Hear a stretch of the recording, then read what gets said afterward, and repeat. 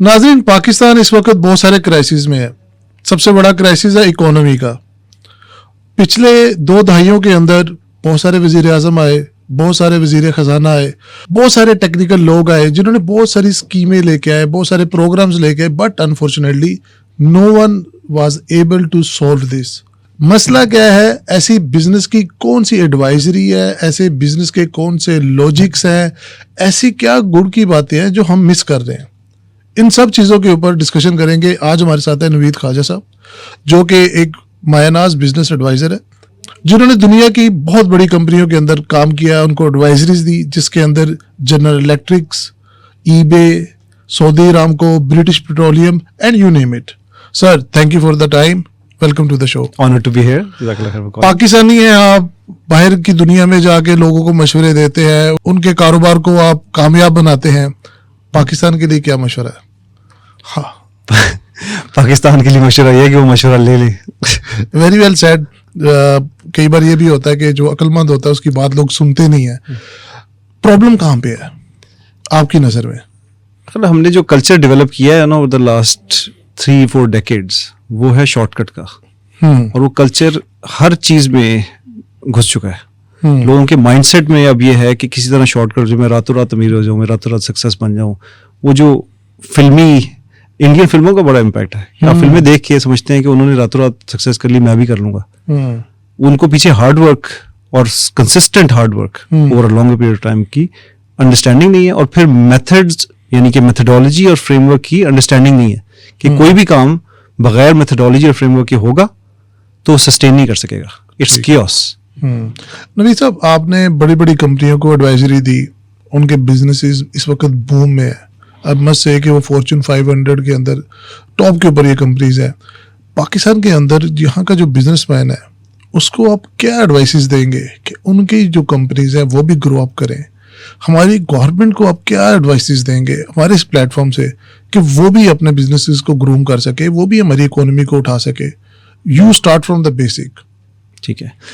मैं थोड़ा सा बैकग्राउंड बताता हूँ कि मैं यहाँ पे फास्ट का ग्रेजुएट हूँ कंप्यूटर साइंस का। और उस वक्त कंप्यूटर साइंस बिल्कुल नहीं थी। 97 की बात कर रहा हूँ। राइट। जब हमने ग्रेजुएट किया तो हमें ग्रेजुएशन से पहले ही जॉब मिल गई। अमेरिकन कंपनीज के यहाँ पे छोटे छोटे ऑफिस थे। बेंटली बहुत बड़ी कंपनी है, उसकी हमें जॉब मिली। और हमने ग्रेजुअली वो उनके वेज ऑफ वर्किंग समझे, उनके वर्क एथिक्स समझे।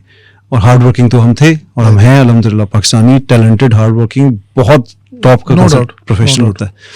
तो वो हमने बहुत सक्सेस देखी उसमें फिर, और नेक्स्ट कंपनीज में गए और दुनिया की हाईएस्ट डेंसिटी की चिप बना ली, वॉच और आईपी की, ये सब कुछ हो गया।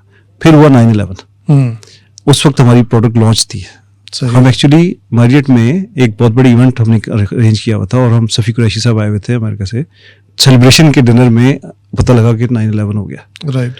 और हमें तो समझ नहीं आई, हम तो यहीं पे थे कुएं का मेंढक। बिल्कुल सही। वो आए हुए थे वहां से, उनको हमने रोते हुए देखा। $17 मिलियन वो उस वक्त लाए थे और हमने ये सक्सेसफुली इंटेल के कंपटीशन में बेहतर प्रोडक्ट बना ली थी पाकिस्तान के अंदर बैठे हुए। ओके। अब हमने टॉप कंसल्टेंट्स, टॉप प्रोफेशनल्स के साथ उन दिनों में काम किया, 2 साल दिन रात। 80 आवर्स वीक वेरी नॉर्मल था। और हमारे लिए वीकेंड कुछ नहीं था, रात कुछ नहीं थी, बस दिन रात काम करते थे, क्योंकि हमें पता था पाकिस्तान को भी आगे लेके जाना है, इसको भी सक्सेस बनाना है। और कंपटीशन है इंटेल से। उस वक्त इंटेल दुनिया की टॉप कंपनीज में से था। स्टिल तो वो हार्ड वर्क की आदत पड़ चुकी थी। और हम देख रहे थे कि मार्केट भी ठीक थी, लेकिन जब वो सारा डिप आया वहां पे पाकिस्तान में से ब्रेन ड्रेन होना शुरू हुआ। ऐसे कि जो यहाँ पे कंपनीज को बिजनेसेस मिले हुए थे उनके कॉन्ट्रैक्ट्स कैंसिल होने शुरू हुए। यहाँ पे लोग जॉब्स कम थी। यूके ने उसी वक्त अपनी इमिग्रेशन खोल दी। ओके। तो हम वहां चले गए। ठीक है। अब वहां गए तो एक ह्यूज डिफरेंस नजर आया। यहाँ पे 4 साल काम करना जी, ऐसे लगा जैसे हमने कभी कोई मेथड नहीं सीखा, हार्ड वर्क सीखा। सही। हार्ड वर्क तो खोता भी करता है। बिल्कुल सही। बिल्कुल सही। हम वहां जाके थोड़ा सा स्मार्ट वर्क पे गए। गुड। तो जो वहां का एमडी था उसने मुझे अभी भी याद है, उन्होंने कहा मुझे स्मार्ट वर्क चाहिए। नाइस। और स्मार्ट वर्क क्या था? उन्होंने agile, lean, kanban, lean six sigma, total quality management, हर चीज हमें सिखाई। ट्रेनर्स बुलाए, कोचेस बुलाए, समझाया। जितने बिजनेस मॉडल थे, जितनी भी टेक्निक्स थी, सब आपको सिखाई। बिल्कुल। ये तो पाकिस्तान में भी वैसे ट्रेनिंग्स होती हैं, स्टडी में भी पढ़ाया जाता है, करिकुलम का भी हिस्सा है। जी। डिफरेंस बताता हूँ जी। आपका यही सवाल है। बिल्कुल बिल्कुल। हाँ। यहाँ ट्रेनिंग होती है और वहाँ ट्रेनिंग होती है। अब मैं कंपैरिजन रखूंगा, हमारी ट्रेनिंग लेफ्ट हैंड पे है और उनकी ट्रेनिंग राइट। ठीक है। एक ट्रेनर जिसको अब एग्जाम्पल एनालॉजी ले लेते हैं एक स्विमिंग इंस्ट्रक्टर की। यहाँ पे आपने कभी अपने बच्चे को या खुद स्विमिंग सीखी है? बिल्कुल। आपको अगर वो इंस्ट्रक्टर कहता कि जाओ वो बुक पढ़ लो, ये इस तरह स्ट्रोक्स मारते हैं और स्विमिंग तुम्हें आ गई, जाओ जंप मार लो, आप स्विमिंग कर सकते हैं। Good your point. आपका बच्चा उसको ऐसे सीख के आप कभी पानी में अलाउ करेंगे? बिल्कुल नहीं। अगर वो करेगा भी तो आप इतनी सारे सेफ्टी नेट साथ लेके खड़े होंगे कि यार मेरा बच्चा मुझे पता नहीं कर सकता। That's true।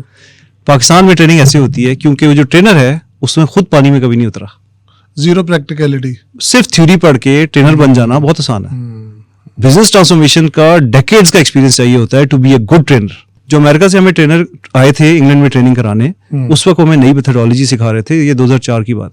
Okay। और वो उस फील्ड के एक्सपर्ट थे। यूके में वो चीज़ नहीं होती थी, उसका नाम था एजाइल मेथोडोलॉजी। ठीक है। हमें उन्होंने सर्टिफिकेशंस कराई, मुझे बहुत अच्छी लगी कि यार बड़ा एक फास्टर टाइम टू मार्केट है, उसके अंदर इनोवेशन है, उसमें हायर मोटिवेशन है, उसमें कोलैबोरेशन है कस्टमर के साथ, ओवरऑल सबका फायदा है और फेयरनेस है। तो मैंने कहा यार ये मेथोडोलॉजी तो बहुत अच्छी है। फिर फ्रेमवर्क सिखाए उनमें जिसमें स्क्रम आ गया और बहुत सारे। अब जब ये सारा कुछ एक्सपीरियंस कर रहे थे तो समझ आई कि वो जो ट्रेनर थे वो इतने एक्सपीरियंस थे, इसलिए उन्होंने इम्पार्ट की नॉलेज प्लस हमें कोचिंग के पूरे प्रोग्राम्स रन किए उसके बाद कि भाई मैंने तुम्हें बता दी है थ्योरी स्विमिंग की, अब आ जाओ पानी में, मैं साथ हूँ और मैं तुम्हें सिखाता हूँ। गुड। और मैं अब जब अप्लाई करूंगा वो लर्निंग, जो गलतियां करूंगा वो मुझे ठीक करेगा, जो स्ट्रोक मुझे ऊपर लाएंगे उस पर फोर्स करेगा कि और करो, और जो गलत करूं उसे रोकेगा। ये कोच का काम है। पाकिस्तान में अनफॉर्चुनेटली तालीम और तरबियत को अलग कर दिया। ये हमारी कोर है हमारी लॉस की। बिल्कुल सही बात की आपने। उधर वर्ड यूज करते हैं कोचिंग का। हर टीम में, हर 8-9 बंदों की टीम में एक कोच होता है। सही। जो सिर्फ ऑब्जर्व करता है, कहता है क्या कैसे काम हो रहा है, क्या हो रहा है, ऑब्जर्व करेगा, उसको फैसिलिटेट करेगा, चीजों को इंप्रूव करेगा, 1-to-1 कोचिंग करेगा उन लोगों की। तुमने ऐसे नहीं ऐसे कर देते, डिसीजन मेकिंग में ऐसे नहीं ऐसे कर लेते। एक्सपीरियंस कोचेज है। अब यहाँ पे कोचेज ही नहीं है। बगैर तरबियत के क्या होगा? बिल्कुल आपकी बात सही है। There is an HR department and that's it. Yes. और वो एचआर क्या कर रहा है? बस वो अटेंडेंस देखते हैं, आपकी टाइमिंग देखते हैं, टाइम आउट देखते हैं। That's very true. पाकिस्तान की चाहे वो बिजनेस ऑर्गेनाइजेशंस हो, चाहे वो एजुकेशनल अदारे हो, वहाँ पे ये कॉन्सेप्ट्स नहीं है। बिल्कुल। तो ये सब ये तो चीजें जो है अडॉप्ट कर ली जाएंगी and it will take some time. ठीक है। फिर वही बात जो आपने की कि पाकिस्तान को शॉर्टकट चाहिए, पाकिस्तान को भी इस वक्त शॉर्टकट चाहिए। बिल्कुल। IMF के अलावा कोई और शॉर्टकट है हमारे पास? बिल्कुल है। देखिए एक्सेलरेटेड पाथ होगा, शॉर्टकट कॉर्नर कट करके नहीं चलेगा। सही। मेरा अगेन आपसे वही सवाल है कि व्हाट्स द एक्सेलरेटेड पाथ अब आ रहा हूँ टू सक्सेस? मैं आ रहा हूँ।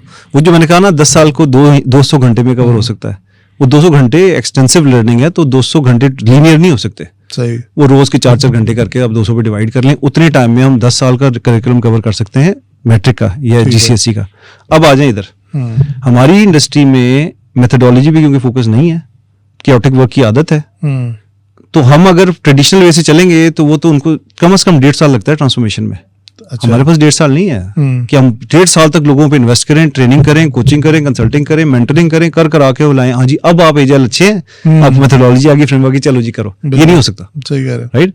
एक्सेलरेटेड पाथ में हमने प्रोग्राम स्टार्ट किया, इसका नाम था बूट कैंप्स। बूट कैंप क्या है? Accelerated train the trainer programmes and coach the coach programmes. वो काम जो आप 6 महीने में सीखते हैं वो हम 3 हफ्ते की एक्सटेंसिव ट्रेनिंग में करा देते हैं। सही। और ट्रेनिंग भी ऑन जॉब होती है, ये नहीं कि हमको बस क्लासरूम में बैठाएंगे और आप उंगली लेते रहेंगे। It's very practical, very interactive. आप बैठ नहीं सकते, 8-8 घंटे की फुल एक्सटेंसिव गेम में खेलते हैं, रिफ्लेक्ट करवाते हैं, डिफरेंट अप्रोचेस से उनको डिसीजन मेकिंग सिखाते हैं। सही। अच्छा, अब बात आ गई कि हम पाकिस्तान के लिए क्या करेंगे, ये प्रोग्राम कैसे रन करेंगे, इसका फायदा क्या है। जब एजाइल मैंने वहां पे सीखी थी ना 2004 में, जीरोक्स ने सिखाई थी, मैं 2005 या 6 में पाकिस्तान आया, मुझे लगा कि यार पाकिस्तान में सबसे ज्यादा इसकी वैल्यू है, मुझे ये सिखानी है। तो I brought it too early, I was so excited. मैंने कहा अपने मुल्क को कुछ देना है, मैं लाया। मैंने कहा जी मैं पाकिस्तान में एजाइल ला रहा हूँ, आप लोग बेनिफिट ले लें, इंडिया जा चुका है 10 साल आगे, अभी भी पकड़ लो, थोड़ा बहुत पीछे कैचअप कर लेना। क्योंकि सिर्फ इंडिया की बात नहीं है, पूरी दुनिया में बाय डिफॉल्ट एजाइल में काम होता है। वेज ऑफ वर्किंग की बात कर रहा हूँ। यहाँ पे क्या हो रहा था, कोई मेथड नहीं है, तो मैंने कहा यार आ जाओ। मैंने वहाँ पे बड़ी बड़ी टेलीकॉम कंपनियों में जाके फ्री सेमिनार किया। मैंने यार समझ लो, इसको कर लो, मेरे से कराने की जरूरत नहीं है, बस कर लो प्लीज, मैं तो यहाँ होता ही नहीं हूँ। उनको बात समझ नहीं आई